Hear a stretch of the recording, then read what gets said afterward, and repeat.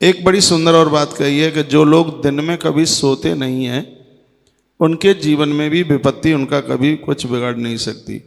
माता पित्रोश ये वृत्ति बर्तनते धर्म कोविदा वर्जयंती दिवास स्वप्नम, यानी दिन में सोए नहीं, वर्जित बताया गया। तो बताया गया है कि ऐसे लोग सभी प्रकार के दुखों से छूट जाते हैं। माता पिता की सेवा करें, अपने कर्तव्यों का पालन करें और दिन में सोए नहीं, आलस्य ना दिखाएं, प्रमाद ना दिखाएं। आलसी व्यक्ति तो जिंदे जीवी मरे मुर्दे की तरह है, बिल्कुल पितामह भीष्म कहते हैं। और भीष्म ने कहा ये वा पापन्न कुर्वन्ति कर्मणा मनसा गिरा निक्षिप्त दंडा भूतेषु दुर्गंड्याति तरन्ते थे। जो मन वाणी और क्रिया द्वारा कभी किसी भी प्रकार का कोई पाप नहीं करते, किसी को किसी भी प्रकार का कोई कष्ट नहीं पहुंचाते, प्राणी के ऊपर सदैव दया का भाव रखते हैं, वह भी बहुत बड़े से बड़े संकट से बच जाते हैं। मैं संपूर्ण जनों को ये कहना चाहूँगा कि हर जीव को अपना जीने का अधिकार है। हिंसा से बचिए, हिंसा मत कीजिए। पितामह भीष्म कहते हैं युधिष्ठिर, जो जीव की हिंसा नहीं करता, संपूर्ण जीव के ऊपर जो दया का भाव रखता है, ऐसे व्यक्ति संकट से पार हो जाते हैं। वह संकट उनको रोक नहीं सकता। बड़े अच्छे अच्छे सूत्रों का वर्णन किया, एक एक सूत्र के ऊपर जितनी चर्चा की जाए उतनी कम है। फिर कहा स्वेषु दारेषु वर्तन्ते न्याय वृत्ति मृताव्रतहु अग्निहोत्र परासंतो दुर्गाण्यति तरन्ते थे। वह लोग भी विपत्ति से दुखों से बच जाते हैं। कौन से लोग? जो गृहस्थ प्रतिदिन अग्निहोत्र नित्य हवन करते हैं, यज्ञ करते हैं, नित्य यज्ञ करते हैं। जो लोग जिनके घर में हवन होता है, यजन होता है, गौ माता को चंदिया दी जाती है, जिनके यहाँ अतिथि लोग चल करके आते हैं, पितामह भीष्म कहते हैं ऐसे लोग दुखों के सागर को पार कर जाते हैं। दुख उनका कभी कुछ बिगाड़ नहीं सकते। अगली बात कही है, जो पुरुष अपनी स्त्री में, अपनी पत्नी में संतुष्ट है, ऐसे लोगों के जीवन में विपत्तियां आ तो सकती हैं, लेकिन विपत्तियां कभी उसका कुछ बिगाड़ नहीं सकती। पितामह भीष्म के मुख से निकली गई एक एक बात बड़ी अद्भुत है। फिर कहा आहावेशु च ये सूरा त्यक्ता मरणम च भयम धर्मेण जय मिक्षंती दुर्गाण्य तरंते थे। उन लोगों की भी कभी दुर्गति नहीं हो सकती। कौन से? जो लोग इस देश के लिए, राष्ट्र के लिए अपने जीवन की कुर्बानी देने को तैयार हो जाते हैं, युद्ध में से पीठ दिखा करके भागते नहीं हैं, और वह सोचते हैं कि मेरी एक माता नहीं, मेरी दो दो माता है।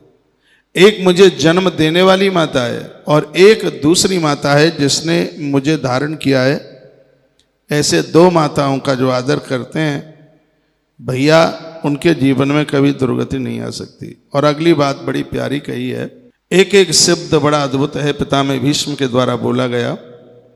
कहा गया कि ये बदंती है सत्यानि प्राण त्यागेन पुपस्तति। जो लोग जीवन के अंत काल तक सत्य बोलना नहीं छोड़ते, जिनके जीवन में सत्य से बड़ा कोई धर्म नहीं है, धर्म न दूसर सत्य समाना आगम निगम पुराण बखाना। देखिए, बात हमारे और आपके लिए ही कही जा रही है, इसको किसी और के लिए न समझ लीजिएगा। जिनके जीवन में सत्य का अनुसरण है, आंखों में सत्य है, कान में सत्य है, जीवा पर सत्य है, हाथ पांवों में सत्य है, भैया जो सत्यनारायण के परम भक्त हैं, ऐसे लोगों के भी जीवन में उनकी कभी दुर्गति नहीं होती। उनके जीवन में भी आए हुए दुख उनका कभी कुछ बिगाड़ नहीं सकते। ये बदंती है सत्यानि प्राण त्यागेन पुपस्तते। प्राण त्यागने तक, अंत समय तक जो सत्य का सहारा नहीं छोड़ते हैं, वे संपूर्ण प्राणियों के विश्वास पात्र बने रहकर सभी दुखों से पार हो जाते हैं। बहुत प्यारा सूत्र है, बड़ी अच्छी बात कही है, समझने के लायक है। सत्य ही ईश्वर है और ईश्वर ही सत्य है। इसलिए तो हम और आप लोग सत्यनारायण भगवान के जयकारे लगाते हैं, उनकी कथाएं सुनते हैं। सत्य का अनुमोद जीवन में होना चाहिए।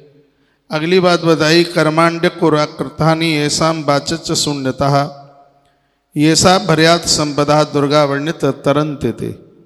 ऐसे लोगों को भी दुख कभी उनका कुछ बिगाड़ नहीं सकता, जिनके शुभ कर्म दिखावे के लिए नहीं होते। ये नहीं कि हम इसलिए जप कर रहे हैं कि हमें कोई देखे, इसलिए नहीं कि हम भगवान की पूजा कर रहे हैं तो लोग अच्छाई का हमें प्रमाण पत्र दे।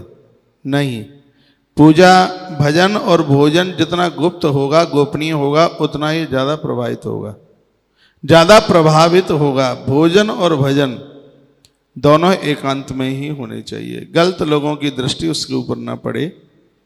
तो बड़ा सुंदर बताया गया है, जिनके शुभ कर्म में कोई दिखावा नहीं है किसी भी प्रकार का, आडंबर नहीं है, जिनके पूजा पाठ में, आराधना में, ऐसे लोगों के जीवन में कष्ट आ भी जाए तो भी वह दुर्गम संकटों से पार हो जाते हैं। वह संकट उन लोगों का कुछ बिगाड़ नहीं पाते। आपके पास बिल्कुल समय ना हो, बिल्कुल टाइम ना हो, तो भी ग्रंथों का स्वाध्याय करते रहिए, ग्रंथ पढ़ते रहिए। फिर कहा माता पितरोषये वृत्ति, कमाल कर दिया। माता पितरोषये वृत्ति वर्तन्ते धर्म को विदा। धर्मराज युधिष्ठिर को माध्यम बनाकर पितामह भीष्म कितनी सुंदर बात कहते हैं, जो धर्मज्ञ पुरुष सदा माता पिता की सेवा में लगे रहते हैं। भैया वर्णन किया गया है, माता पिता की सेवा में जो लगे रहते हैं उनके जीवन में दुख आ भले ही जाए, लेकिन दुख उनका कभी कुछ बिगाड़ नहीं सकता। ये तपस्य तपस्यन्ति कौमार ब्रह्मचारिणा। ऐसे लोग जो ब्रह्मचर्य धर्म का पालन करते हैं, ब्रह्मचारी बनकर जीवन का निर्वाह करते हैं और नित्य वेदों का अध्ययन करते हैं, व्रत उपवास करते हैं, वे व्यक्ति दुस्तर दुखों से पार हो जाते हैं। जिसने अपनी इंद्रियों का संयम किया है, वेदों का स्वाध्याय किया है, बड़ा सुंदर ग्रंथों में लिखा है, स्वाध्याय तो हजारों लोग करते हैं, लेकिन वेद की भाषा किसी किसी के समझ में आती है। और जो इन ग्रंथ पुराणों की भाषा को समझ गए हैं, वह उनके लिए दुस्तर दुख, अपार दुख, उनका कुछ बिगाड़ नहीं सकते। बहुत सुंदर बात कही। फिर कहा परिश्रियान तप्यंती ये संत पुरुषवा ग्राम्यादर्यात वित्राशा दुर्गण्यातित तरंते थे।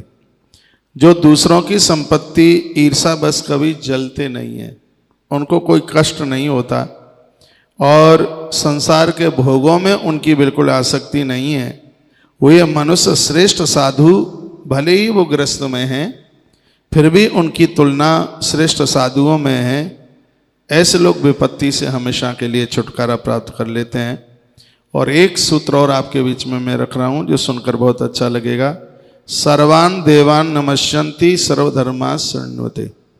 जो हर गुरुजनों को, महापुरुषों को सुनने की कोशिश करते हैं, जो उन्हें अच्छा लगता है उनको अपने हृदय में उतारते हैं। ऐसा नहीं कि आपके गुरु ही बोलेंगे तब ही आप सुनेंगे। अरे धरती के जितने संत महापुरुष हैं वह सब गुरु हैं, इनको सुनिए। जितनी बार सुनेंगे उतनी बार आपको नई बातें सुनने को